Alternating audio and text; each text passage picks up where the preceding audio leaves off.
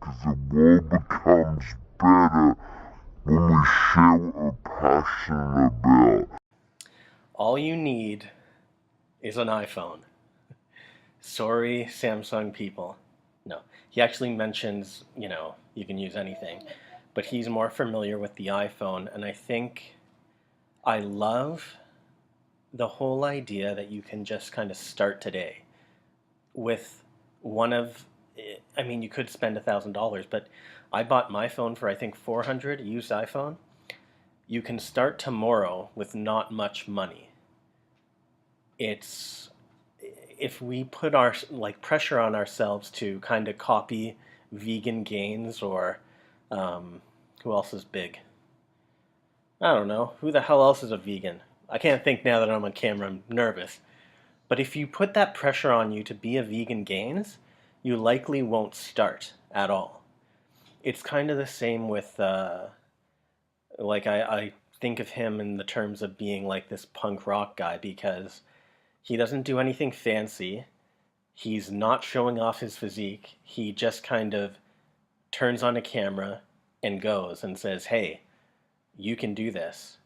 And the only tool you need is a little iPhone. And not only is that all you need, it's better than having an expensive computer. So it's easier and it's cheaper. Grab people's attention. Um, I guess this doesn't apply if you're one of these bikini models or like supremely jacked John Venus type people because you don't really need anything else. That can be what draws people in. No matter what it is, whether it's superficial or thought of as superficial or not, like people don't have that much time in a day. You might hear my daughter in the background. It's like you have so little precious time. Don't pretend that you don't have an opinion or that you don't have a unique perspective on anything. Get it out there. Whatever it is, whatever way you think differently, be bold and get your message out there because there's more people like you. I love that message because most of the vegan content at one point in time was ironically everyone copying Durianrider down to the content. Like he'd make content about one person, and then like 100 people who follow his channel would make content about that same person. I would sum up the third tip not as not doing it for other people, but recognize when you're doing it for someone else, all the pressures, own your feelings. And only then can you say, okay, well, I'm getting this education just because I feel like it's appropriate for me. Why? Why is it appropriate for me? I feel like I should be doing it even though I hate it. And this Durian Rider talks about it in education, but education job is more applicable. But recognize whether you're doing things for yourself or whether you're doing it for the approval of others. And you have to first, step one to me is recognize all the things you're doing just to get others' approval. And then you can say, well, shit, maybe I only have this stupid job or going to school to be a lawyer or whatever because I feel like my parents would want me to be that or I want that prestige, you know? I guess one other thing I should add um, that I totally missed, and it kind of ruins the top three tips thing, I guess it's four tips, is don't be obsessed with perfection.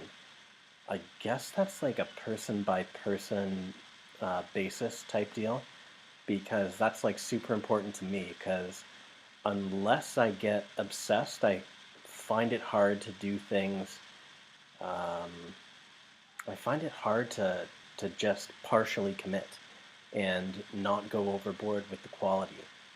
It's something like I personally kind of struggle with. Like I think people talk about having perfectionism like a form of pride. Like when I do things, I like to do them right. I'm kind of a perfectionist. I think they're kind of missing the mark, and I don't even know if I'm right about this, but for example, I remember when I was in grade 8, I had to do this giant religion project because I went to a Catholic school. Um, and I remember I did it once, and it was half-assed, and it was almost done, and it was worth a ton of marks. And then I threw all my work in the garbage. I did it all again, and it was even worse the second time. And I threw it all in the garbage again. And then I half-assed a third time doing the same thing, the same project, and I threw it in the garbage. And it's like progressively it got worse and worse, like my work. Like, to me, I think that's perfectionism.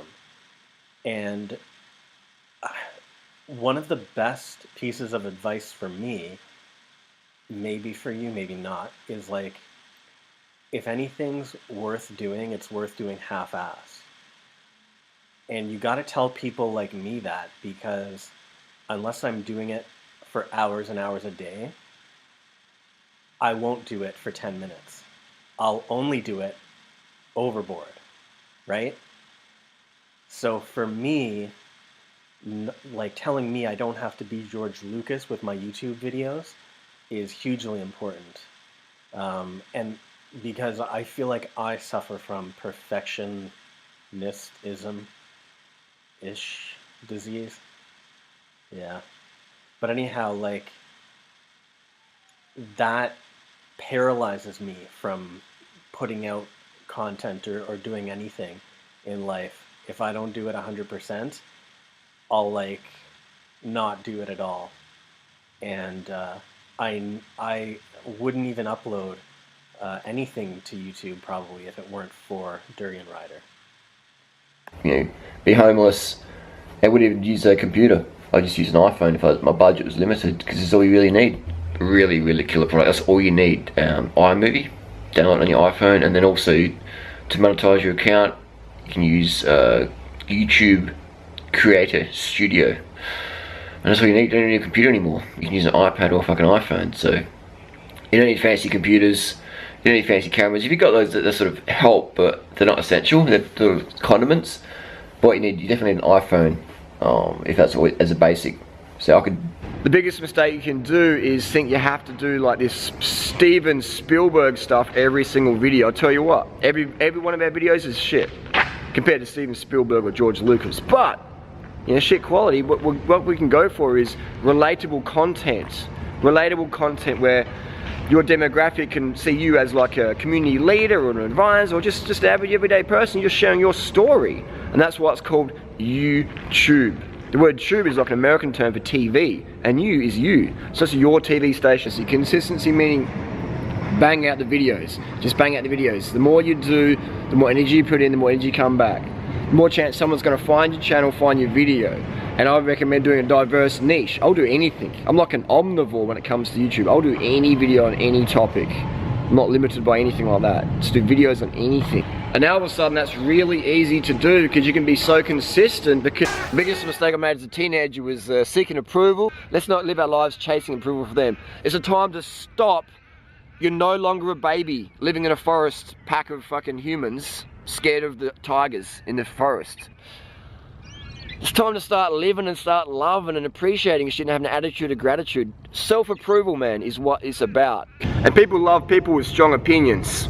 People love to love and they love to hate. No fear of rejection, no desire for approval. Just a desire to give your best, to be authentic. 4 agreements: don't take nothing personally. Because the world becomes better when we share what we're passionate about. Because the world becomes better when we share what we're passionate about.